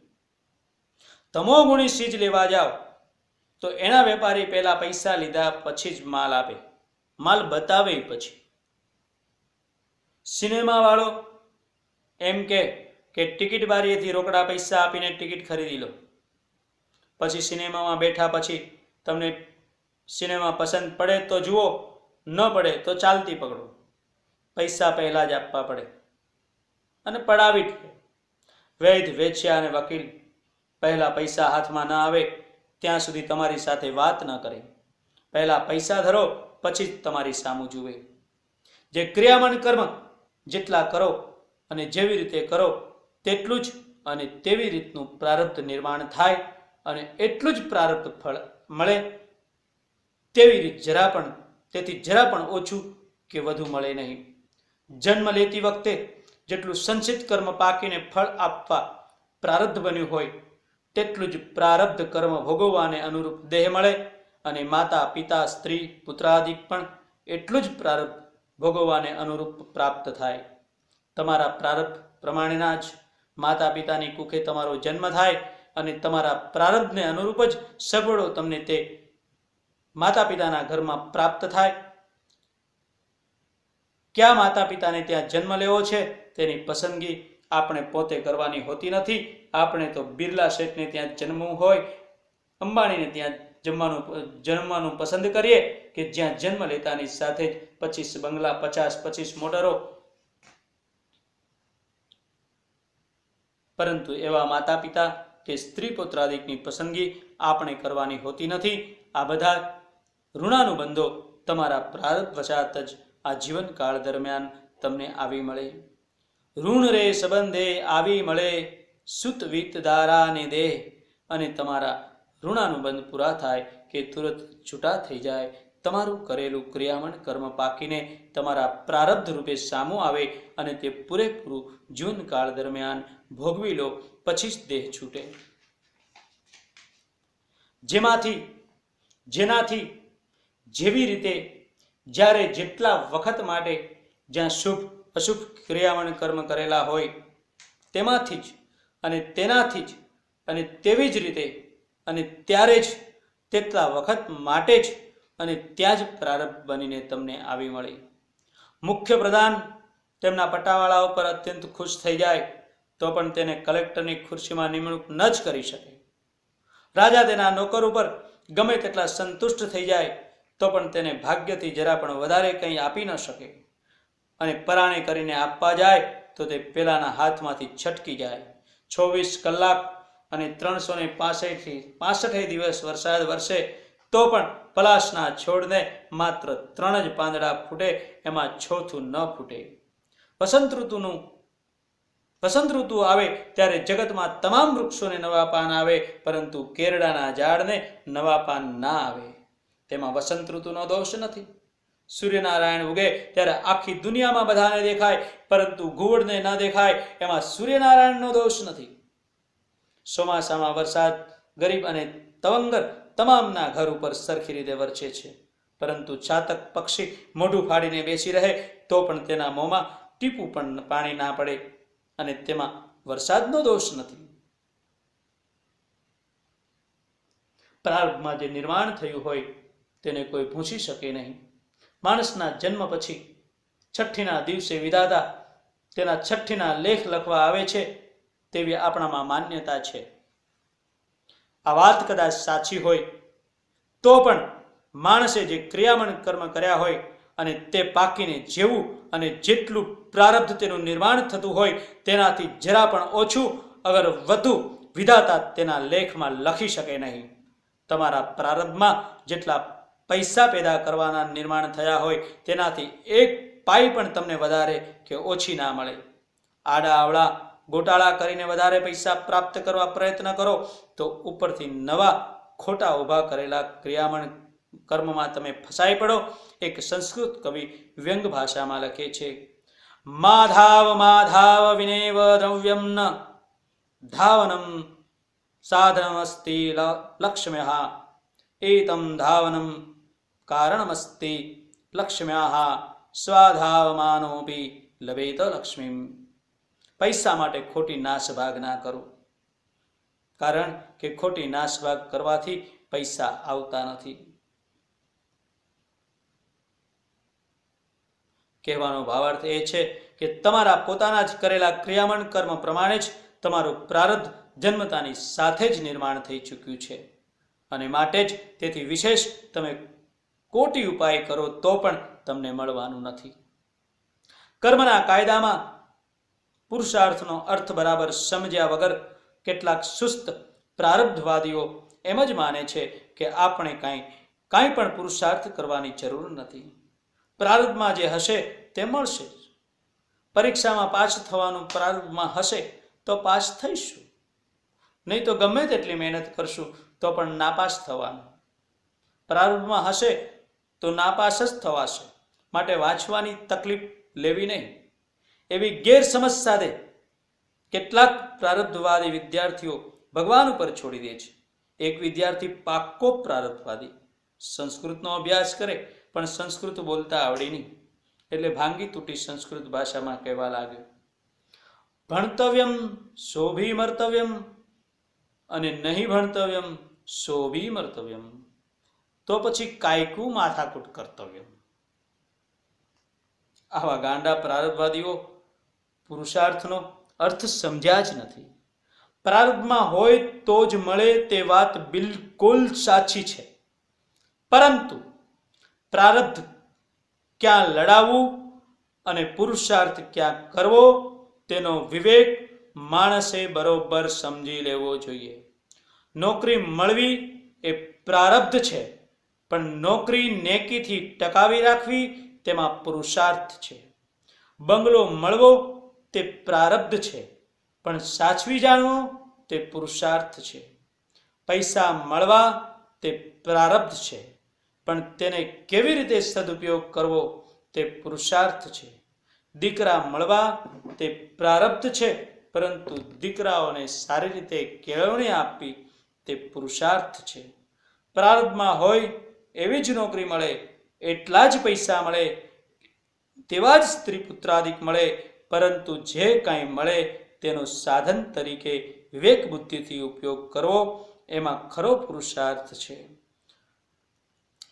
પાસ થવું એ પ્રારબ્ધ છે, પણ પોતાના આત્માને સંતોષ થાય એવો પુરુષાર્થ તો માણસે પોતે જ કરવો પડે. પૈસા ઓછા વત્તા મળે તે પ્રારબ્ધ છે, પણ તે નેકીથી કમાવા તે પુરુષાર્થ છે. વધુ પૈસા મળે તો જ સુખી થવાય એવું નથી. અધર્મથી પ્રાપ્ત કરેલ અર્થ અનર્થ બની જાય છે. પાપથી પેદા કરેલા પૈસાથી ધનાઢ્ય થયેલા શેઠિયાઓ ઘણા જ દુઃખી છે. છોકરા ઉદખોદિયા છે અને સ્ત્રી પણ નફ્ફટ મળે છે. પૈસા હોય તો પૈસા હોવાની પરિસ્થિતિનો લાભ લઈને માણસે મોક્ષ માર્ગ ઉપર જવું. પૈસા ન હોય તો પૈસા ન હોવાની પરિસ્થિતિનો લાભ લઈને મોક્ષ માર્ગ ઉપર જવું. પત્ની હોય તો પત્ની હોવાની પરિસ્થિતિનો લાભ લઈને મોક્ષ માર્ગ ઉપર જવું. અને વિદુર થઈએ તો વિદુર હોવાની પરિસ્થિતિનો લાભ લઈને મોક્ષ માર્ગ ઉપર જવું. પરાદ્વચાત જે દેહ, સ્ત્રી, પુત્ર, ધન આદિ જે કાંઈ પ્રાપ્ત થાય, અગર ના થાય તે પરિસ્થિતિનો લાભ લઈને મોક્ષ માર્ગ ઉપર જવાનો પુરુષાર્થ કરવાનો છે. કોઈની પણ આતરણી કકડાવ્યા વગર, નિષ્માણસોની દાઢીમાં હાથ ઘાલ્યા વગર અને પોતાના આત્માને કલેશ કરાવ્યા સિવાય જે કંઈ થોડું ઘણું પ્રારબ્ધ વશાત મળે તે બહુ થઈ ગયું એવા સંતોષ સાથે સતત પુરુષાર્થ કરતા જ રહેવું પડે. માણસને જીવનકાળ દરમિયાન અનેક વસ્તુ પ્રાપ્ત થવાની ઈચ્છા થાય છે, પ્રાપ્ત કરવાની ઈચ્છા થાય છે. ધન, સ્ત્રી, પુત્ર, બંગલો, મોટર, કીર્તિ, દાન, ધ્યાન, મોક્ષ, ધર્મ વગેરે ઘણી વસ્તુઓ મેળવવાની તેની ઘણી ઈચ્છાઓ અને કામનાઓ હોય છે. શાસ્ત્રોએ આ તમામ ઈચ્છાઓના મુખ્ય 4 વિભાગ પાડ્યા છે: ધર્મ, અર્થ, કામ અને મોક્ષ. ઉપરયુક્ત આગળ કહ્યા તે પ્રમાણે ચારેય પદાર્થ માણસે પ્રાપ્ત કરવા જોઈએ. ધર્મથી અર્થ પ્રાપ્ત કરવો, અધર્મથી પ્રાપ્ત કરેલો અર્થ અનર્થ બની જાય છે. ધર્મ અને અર્થથી પ્રાપ્ત થયેલ કામનાથી તૃપ્ત થઈને જીવનનું આખરી ધ્યેય મોક્ષ પ્રાપ્ત કરવાનું હોવું જોઈએ. આ 4 પદાર્થ પૈકી અને ધર્મ અને મોક્ષ માટે સતત પુરુષાર્થ કરવો જોઈએ. તેને કદાપી પ્રારબ્ધ ઉપર છોડાય નહીં. જ્યારે 2 અને 3 અર્થ અને કામ પ્રાપ્ત કરવાનું માણસે પ્રારબ્ધ ઉપર છોડી દેવું જોઈએ. તેને માટે પુરુષાર્થ કરવાની જરૂર નથી, પરંતુ આપણે તેથી ઊંધી જ દિશામાં ફરીએ છીએ. અર્થ અને કામ આખરે પ્રારબ્ધ ઉપર છોડી દેવાને બદલે માણસ તેને માટે સતત રાત દિવસ પુરુષાર્થ કરે છે અને આખરે પ્રારબ્ધ આગળ ઢીલો પડી જાય છે. જ્યારે ધર્મ અને મોક્ષ, જેને માટે માણસે હંમેશા સતત જાગ્રત રહીને પુરુષાર્થ કરવો જોઈએ, તેને તદ્દન પ્રારબ્ધ ઉપર છોડી દે છે અને તેથી કરીને તે બંને બાજુએ ગોથા ખાય છે. મહાભારતમાં મહર્ષિ વ્યાસે કહ્યું છે, ઉદર્વ બાહુઃ પ્રવશ્યામિ ન ચ કચ્ચિત શૃણોતિ મે. 2 હાથ ઊંચા કરીને હું આખા જગતને છેતવી રહ્યો છું, પરંતુ કોઈ મારું સાંભળતું નથી. અર્થ અને કામનો હું શત્રુ નથી.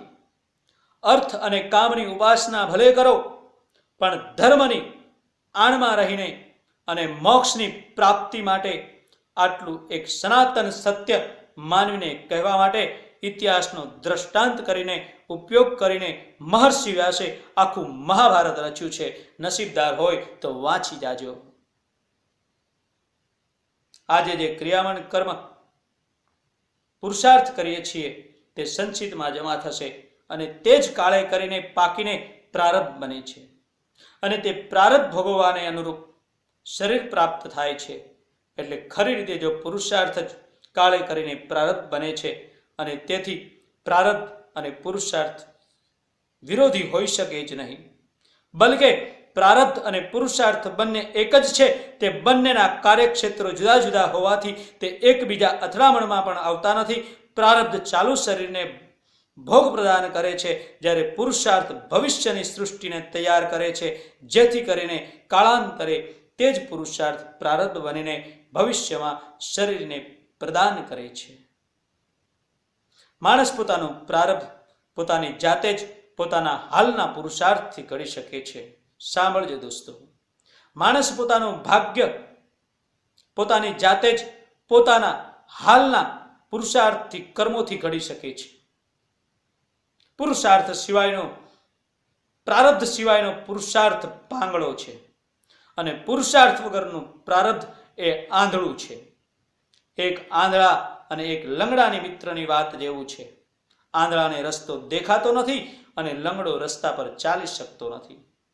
તેથી બંને રસ્તા ઉપર પ્રવાસ કરી શકતા નથી. પરંતુ બંને મિત્રોએ વિવેક બુદ્ધિ વાપરી લંગડો આંધળાના ખંભા ઉપર બેસી જાય અને આંધળો ચાલવા લાગે તથા લંગડો રસ્તો બતાવવા લાગે. આમ બંને રસ્તાની યાત્રા સફળતાપૂર્વક પાર કરી લેવી જોઈએ. જીવન યાત્રા પણ સફળતાપૂર્વક પૂરી કરવા માટે પુરુષાર્થ અને પ્રારબ્ધ એકમેકના પૂરક બને છે.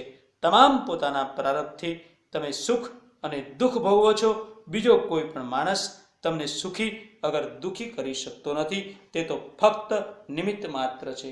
દુઃખસ્ય દુઃખસ્ય ન કોપી દાતા પરો દદાતિતિ કુબુદ્ધિરેષા અહમ કરોમીતિ વૃથાભિમાનઃ સ્વકર્મ સૂત્રાતમ ગ્રંથિતો હિ લોકઃ.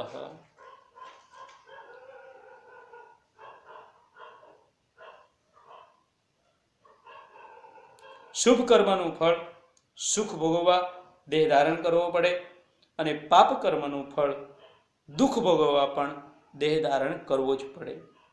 ફળ ભોગવવા માટેનું સાધન દેહ છે અને દેહ ધારણ કરે તો જ ફળ ભોગવી શકાય.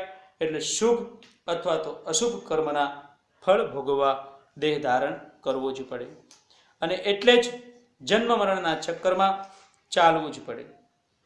જ્યાં સુધી જન્મ મરણના ચક્કર રહે ત્યાં સુધી મોક્ષ મળ્યો ગણાય નહીં.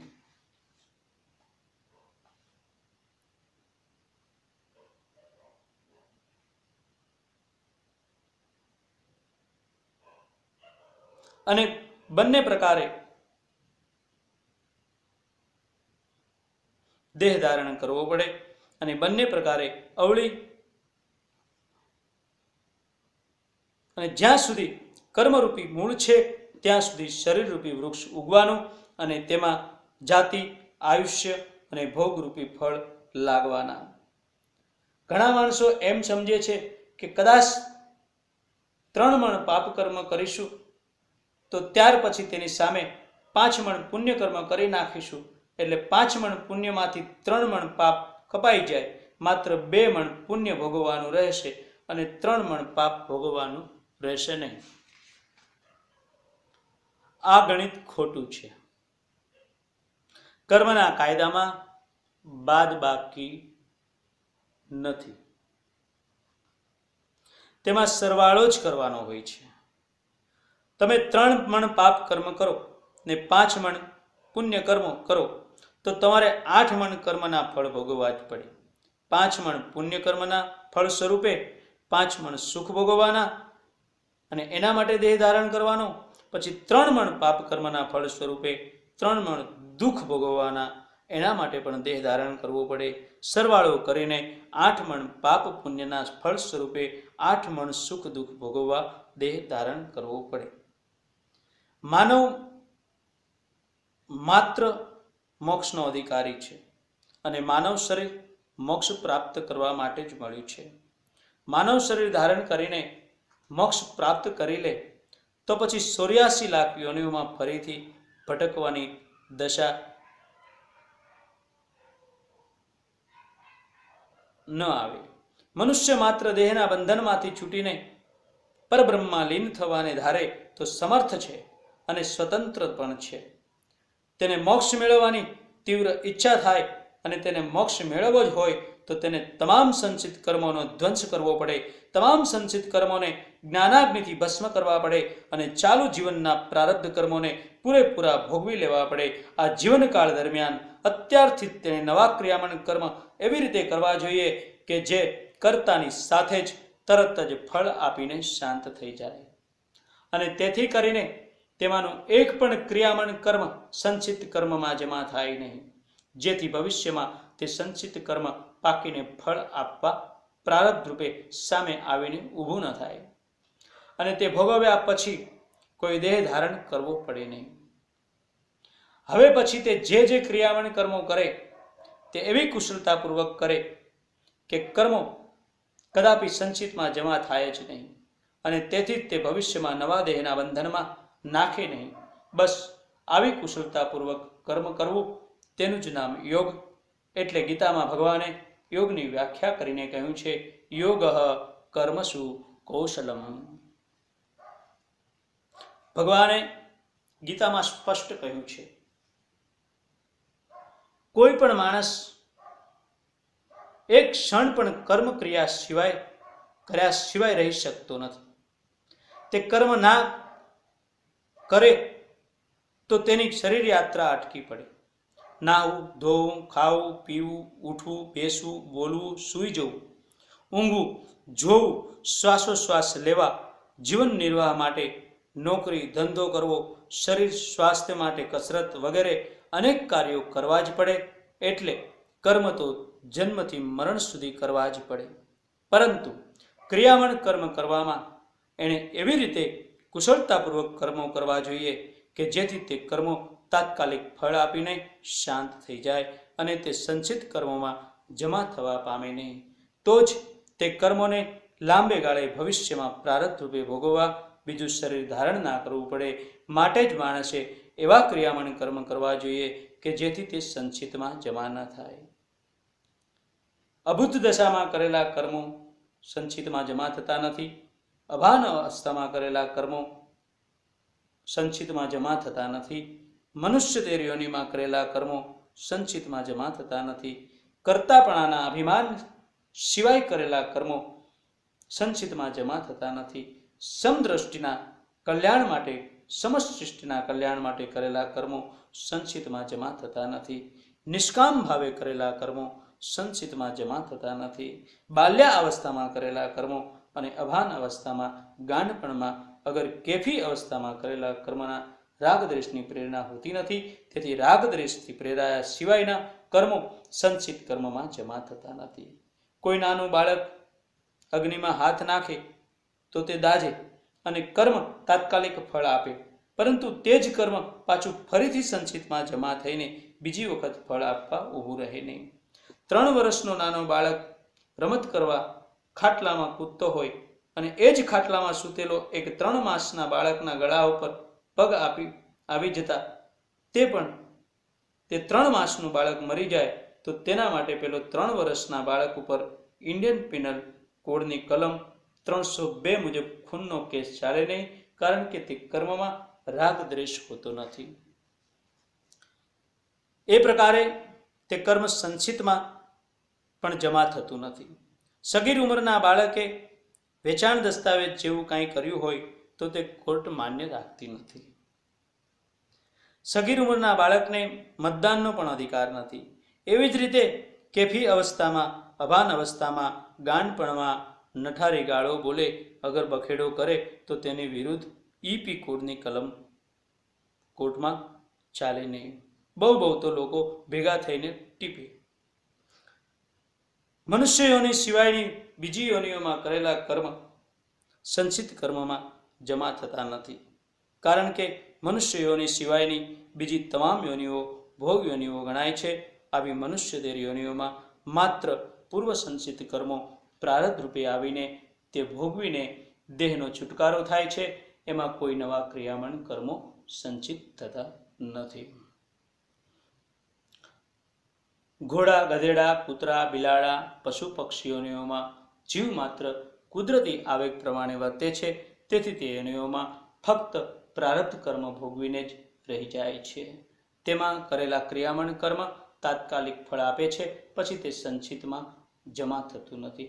આ પ્રમાણે તમામ મનુષ્ય યોનિઓમાં જીવો, પશુ પક્ષી, કીડા મકોડા, માછલા, જલચર, નભસર, નાના પ્રકારના જીવો ભોગ યોનિના ગણાય છે. તેમાં નવા ક્રિયામણ કર્મ સંચિતમાં જમા થતા નથી. અરે દેવ યોનિ પણ ભોગ યોનિ ગણાય છે. દેવો તેમના પુણ્યના પ્રભાવે માત્ર સુખો ભોગવે છે. તેમના ક્રિયામણ પણ સંચિતમાં જમા થતા નથી. જે જીવો પુત પાપાહા નિર્પુત કલ્મષાહા, જેના તમામ પાપો નષ્ટ થયા છે અને શિલકમાં માત્ર પુણ્ય કર્મો જ રહ્યા છે, તે જીવ દેવ યોનિમાં, ભોગ યોનિમાં, સ્વર્ગમાં જઈને દિવ્ય ભોગો ભોગવે છે અને પુણ્યનો ક્ષય થતાં મૃત્યુલોકમાં પાછા ફરે છે, ત્યાં તેઓને નવા ક્રિયામણ કર્મો સંચિતમાં જમા થતા નથી. આ પ્રકારે મનુષ્ય દેહ કરેલા કર્મો સંચિત કર્મોમાં જમા થતા નથી. આવા કર્મ અકર્મ બની જાય છે અને તે કર્મો સંચિતમાં જમા થતા નથી. એ પ્રકારના અભિમાન રહિત જીવ ધર્મની મર્યાદામાં રહીને ન્યાય નીતિથી જે કંઈ કર્મ પોતાની ફરજ રૂપે કરે છે તે તમામ કર્મો કરતો હોવા છતાં તેનાથી લેપાતો નથી. ગીતામાં ભગવાન કહે છે એમ જે જીવો અભિમાનવશ થઈને શકટનો ભાર જેમ શ્વાન તાણે હું જ બધું કરું છું એવો મિથ્યા પ્રલાપ કરે છે અને કરતાપણાના અભિમાનથી કર્મ કરે છે, તે કર્મના ફળ તેને કાળે કરીને અનેક દેહ ધારણ કરાવે છે અને ભોગવાવે છે. આવા અભિમાની જીવો મિથ્યા બકવાસ કરે છે, તે ભગવાન ગીતામાં કહી બતાવે છે. અજ્ઞાનથી મોહિત થયેલા ચિત્તવાળા, મોહજાળમાં ફસાયેલા અને કામ ભોગોમાં આસક્ત એવા પામર જીવો મિથ્યા અભિમાન કરીને જે કર્મ કરે છે તે સંચિતમાં જમા થાય છે અને તે અનેક જન્મોના ચક્કરમાં જીવને ફસાવે છે.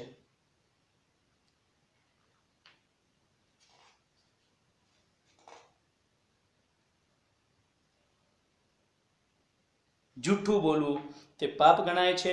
અગર તો જૂઠું બોલવાની કોઈને ફરજ પાડવી, અગર પ્રેરણા કરવી તે પણ એટલું જ પાપ ગણાય છે. છતાં ખુદ ભગવાન શ્રી કૃષ્ણે યુધિષ્ઠિર જેવા ધર્મરાજાને જૂઠું બોલવાની પ્રેરણા કરી અને નરોવા કુંજરવા એમ કહીને ધર્મરાજા યુધિષ્ઠિર યુદ્ધમાં અશ્વત્થામાં હણાયો છે એમ જૂઠું બોલ્યા. આમાં શ્રી કૃષ્ણને કોઈ અંગત સ્વાર્થ નહોતો. પાંડવો જીતે તો એનાથી તેમને કંઈ ભાગ કે કમિશન મળવાનું નહોતું, પરંતુ યુધિષ્ઠિર જો આટલું જૂઠું ના બોલે તો દ્રોણાચાર્ય મરાય એમ નહોતા અને સમષ્ટિના કલ્યાણ માટે આતતાયીના દુષ્ટ જીવોના સંહાર માટે ખેલાયેલા ધર્મયુદ્ધમાં પાંડવો જીતી શકે એમ નહોતા.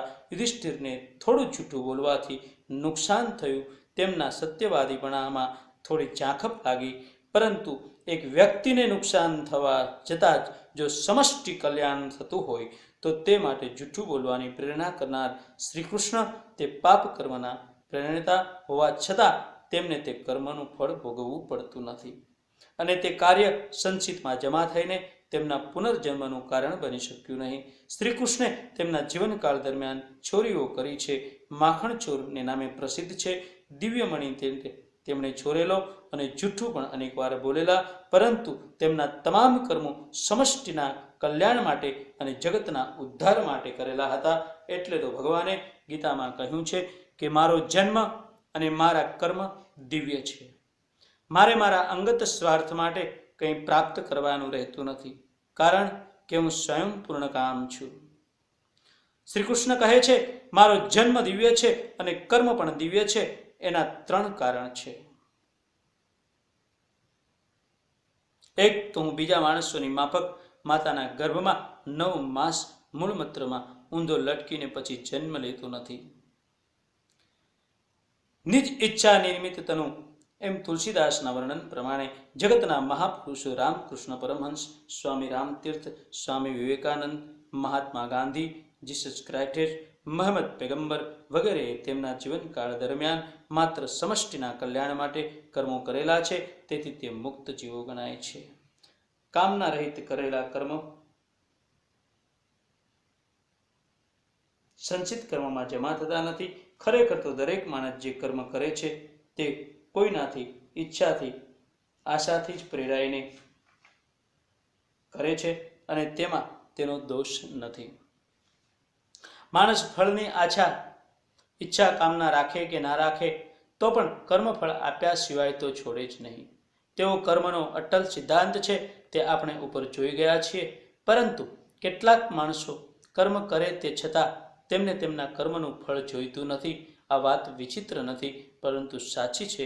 માણસ પાપ કરે છે પરંતુ તેને ફળ જોતું નથી.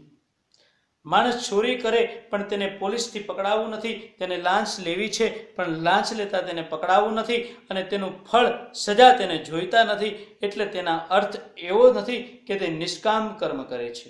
માણસને પાપ કર્મ કરવાની ઈચ્છા થાય છે, પરંતુ તેને ફળ ભોગવવાની જરા પણ ઈચ્છા થતી નથી. તેને તો માત્ર પુણ્યકર્મનું જ ફળ જોઈએ છે, પરંતુ પુણ્યકર્મ તેને કરવું નથી. નિષ્કામ કર્મ કોને કહેવાય તે આપણે સમજીએ. એક માતા પોતાના નાના બાળકની માવજાત કરે છે. આ બાળકને 104 ડિગ્રી તાવ આવ્યો હોય અને તેની માં 4 રાતના ઉજાગરા કરે. તેને તમે કહો કે તને 1000 રૂપિયા આપું, તું આ બાળકને ધવડાવીશ નહીં અને માવજત કરીશ નહીં, તેની સંભાળ રાખીશ નહીં. ભલે આ બાળક મોટું થશે ત્યારે તે અને તેની પત્ની બંને તને મારશે અને દુખી કરશે, છતાં પણ માં તમારી વાત કબૂલ રાખે નહીં. છોકરો તેને દુખી કરે કે સુખી કરે, પરંતુ માં તો નિષ્કામ ભાવે બાળકની માવજત કરે છે. નિષ્કામ કર્મમાં આવા અનેક દ્રષ્ટાંતો દુનિયામાં છે. મોટો 5000નો પગારદાર ડિરેક્ટર ઓફ પ્રોહિબિશન દારૂબંધીનું જે કામ ન કરી શકે તેવું કામ વગર પગારે હજરત મોહમ્મદ પૈગંબર, સહજાનંદ સ્વામી અને મહાત્મા ગાંધીએ કરી બતાવ્યું છે. જેણે પગાર ખાધો છે તે કામ કરી શકતા નથી. જેણે કામ કર્યું છે તેણે ક્યારેય પગાર માગ્યો નથી. મહમ્મદ પૈગંબરે, જીસસ ક્રાઇસ્ટે, સહજાનંદ સ્વામીએ, અગર મહાત્મા ગાંધીએ સમષ્ટિના કલ્યાણ માટે નિષ્કામ ભાવે જ કામ કર્યા છે.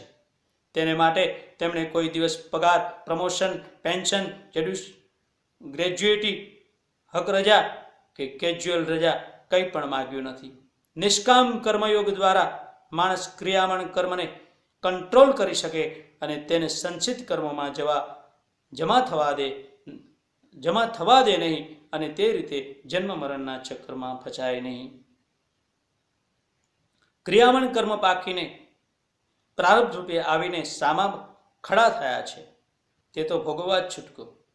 જીવનકાળ દરમિયાન જેટલા પ્રારબ્ધથી કર્મ ભોગવવાના નક્કી થયા છે તેટલા પૂરેપૂરા ભોગવી લીધા પછી જ દેહ છૂટે છે, એ પહેલા નહીં. એમાંથી કોઈ છટકી શકે નહીં. મોટા જ્ઞાનીઓ, મહર્ષિઓ, વિદ્વાનોએ પણ પ્રારબ્ધમાંથી છટકવા પ્રયત્નો કર્યા નથી અને છટકી શક્યા પણ નથી. અગાઉ આપણે પરીક્ષિત વગેરેનો દાખલો આપીને આ વાત સ્પષ્ટ કરી છે. પ્રારબ્ધવશ ફળ રૂપમાં તે પ્રાપ્તિ થવાનું છે તે તો અવશ્ય થવાનું જ. ગૃહ કલેશના કારણે ભગવાન રામને વનમાં જવાનું થયું ત્યારે ભરતજીને અત્યંત દુઃખ થયું. એ વખતે મહર્ષિ વશિષ્ઠ તેમને આશ્વાસન આપતા જણાવે છે કે સુનહું ભરત ભાવિ પ્રબલ, સુનહું ભરત ભાવિ પ્રબલ, બિલખી કહે મુનિનાથ, હાનિ લાભ જીવન મરણ, જસ અપયશ બીધી કે હાથ. હાનિ, લાભ, જીવન, મરણ, જસ, અપયશ એ બધું જ પ્રારબ્ધને વશ છે. હાનિ થવી, અગર લાભ થવો, જીવન થવું, અગર મરણ થવું, જસ મળવો કે અપજસ મળવો, તે બધું પ્રારબ્ધમાં નિશ્ચિત થયું હોય એ પ્રમાણે જ બને છે. રામાયણનો આખો ઇતિહાસ વાંચી જાઓ તો એના દરેક પ્રસંગોમાં આ વાત ગોસ્વામીએ બહુ જ ખૂબીથી રજૂ કરી છે. હાનિ કોને થઈ અને લાભ કોને થયો તે જુઓ. હાનિ કૌશલ્યાને થઈ. ખુદ ભગવાન રામની માતા કૌશલ્યાને પોતાની વૃદ્ધાવસ્થામાં પોતાના જુવાન દીકરા વહુને વનમાં મોકલવા પડ્યા. હાનિ કૌશલ્યાને થઈ અને લાભ શબરીને થયો. ઘેર બેઠા ભગવાન પધાર્યા. કૌશલ્યા રામની સગી માં થતી હતી, તેને હાનિ થઈ અને શબરી તેમની કાંઈ સગી નહોતી, તેને લાભ થયો.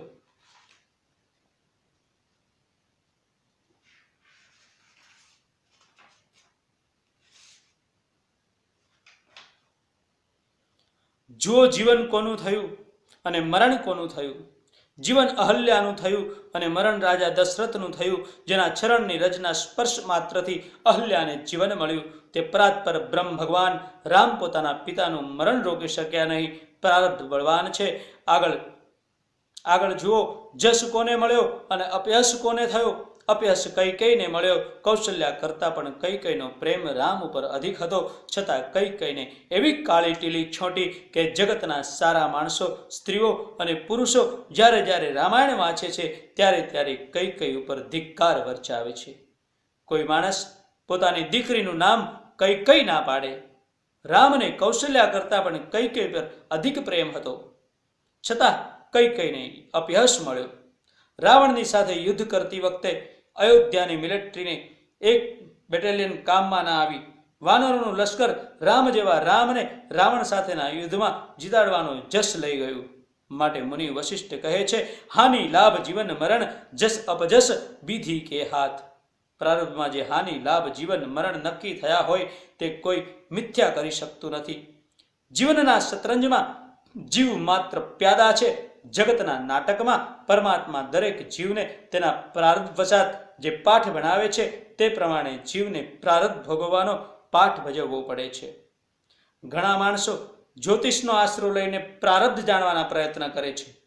પ્રારબ્ધને અગાઉથી કદાચ જાણીએ તો પણ પ્રારબ્ધ છોડે નહીં. જ્યોતિષ શાસ્ત્ર છે તે કમ્પ્લેટ જ છે. 1+1=2 જેવું સ્પષ્ટ ગણિત શાસ્ત્ર છે. જ્યોતિષ શાસ્ત્ર તદ્દન સાચું શાસ્ત્ર છે, પરંતુ તેને જોનારા ઘણે ભાગે જુઠ્ઠા હોય છે, ધંધાદારી હોય છે, એટલે કે જ્યોતિષ શાસ્ત્ર વગોવાય છે. પ્રારબ્ધ ફળ સ્વરૂપમાં જે પ્રાપ્ત થવાનું તે તો અવશ્ય થવાનું જ. તેમાં નિમિત્ત 3 હોઈ શકે: સ્વેચ્છા, પરેચ્છા અને અનિચ્છા. કોઈ ફળ ભોગને માટે કોઈ કર્મ તમારી પોતાની ઈચ્છાથી બની જાય તે સ્વેચ્છાકૃત ફળ ભોગ કહેવાય. જેમ કે આગમાં હાથ નાખવાની ઈચ્છા થવાથી હાથ અગ્નિમાં નાખવો અને તેનાથી દાજવું, તેને સ્વેચ્છાકૃત ફળ ભોગ કહેવાય. કોઈ પ્રારબ્ધ ફળ ભોગવા પરેચ્છાકૃત બીજાની ઈચ્છાથી થાય છે. દાખલા તરીકે માણસને આપણું સારું કે ખોટું કરવાની ઈચ્છા થાય અને તે ઈચ્છાને વશ થઈને તે આપણું સારું અથવા બુરું કરે, તેને આપણને સારું અગર બુરું ફળ ભોગવવું પડે. મારા ઘરમાં આગ લાગવાની છે તેવું મારું પ્રારબ્ધ બંધાયેલું છે અને કોઈ માણસ મારા ઘરના દ્વેષભાવથી મારું ઘર સળગાવે અને તે રીતે બીજાની ઈચ્છાથી હું મારું પ્રારબ્ધ ભોગવું, તે પરેચ્છાકૃત ફળ ભોગવ્યું કહેવાય. પ્રારબ્ધ તો ભોગવવું જ પડે, પરંતુ તે ફળ ભોગવવાની આપણી ઈચ્છા ન હોય છતાં અનિચ્છાએ પણ આપણે ફળ ભોગવવું જ પડે. દાખલા તરીકે અકસ્માત કોઈ ઝાડ અગર મકાન આપણી ઉપર તૂટી પડે, અગર તો આપણે સલામત જગ્યાએ ફૂટપાથ ઉપર બેઠા હોય કે ઊભા હોય, છતાં મોટર ડ્રાઈવરની ભૂલથી અગર બ્રેક અકસ્માતે ફેલ થઈ જવાથી મોટર ફૂટપાથ ઉપર ચડી જાય અને આપણને ઘાયલ કરી દે, આ પ્રમાણે પ્રારબ્ધ ભોગવવામાં પરતંત્ર હોવા છતાં સ્વેચ્છાકૃત પરેચ્છાકૃત ફળ ભોગવતી વખતે આપણે કામનાઓ અને વાસનાઓ અગર રાગ દ્વેષને વશ થઈને નવા ક્રિયામણ કર્મ કરીએ છીએ તે ફરી પાછા સંચિતમાં જમા થાય છે અને કાળે કરીને તે પાકીને પાછા પ્રારબ્ધ રૂપે આપણી સામે આવીને ઊભા રહે છે. પ્રારબ્ધ ભોગવવામાં જીવ પરતંત્ર છે, માટે તેની બુદ્ધિ પ્રારબ્ધ કર્મને અનુસરે છે. જે પ્રકારનું પ્રારબ્ધ ભોગવવાનું હોય તે પ્રમાણેની બુદ્ધિ સૂજે છે. બુદ્ધિ પ્રારબ્ધ કર્મને ભોગવવામાં પ્રેરણા કરે છે. ગમે તેવો બુદ્ધિશાળી માણસ હોય તો પણ પ્રારબ્ધ ભોગવવામાં અવળી બુદ્ધિ વાપરતો હોય છે. આપણને નવાઈ લાગે કે આટલો બુદ્ધિશાળી માણસ કોઈથી ઠગાય નહીં અને કોઈની છુંગાલમાં આવે નહીં.